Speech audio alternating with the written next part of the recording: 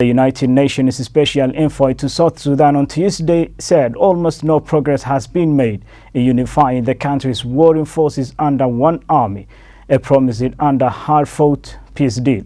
The pledge to bring government and rebel soldiers under national partner was a cornerstone of September 2018 peace agreement that paused 5 years of bloodshed in which 300,000 people died.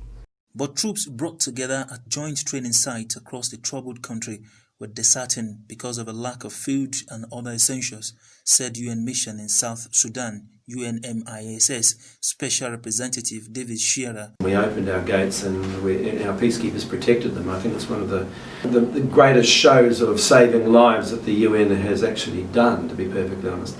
But they've stayed with us for the last few years, and obviously what we want them to do is to be able to feel confident enough to go back to their homes. So we're working quite closely where we can with government forces, so the security element. There was a risk of renewed violence as soldiers, disillusioned with the promise of peace, returned to their villages hungry and frustrated, he said.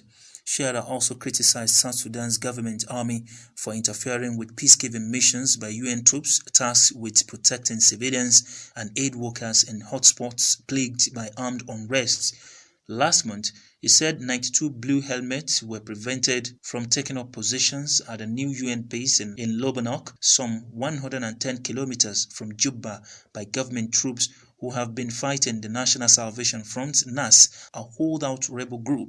The September 2018 agreement, to which NAS is not a signatory, paved the way for the creation of a power-sharing government in Juba, which took control in February 2020, formally ending the war.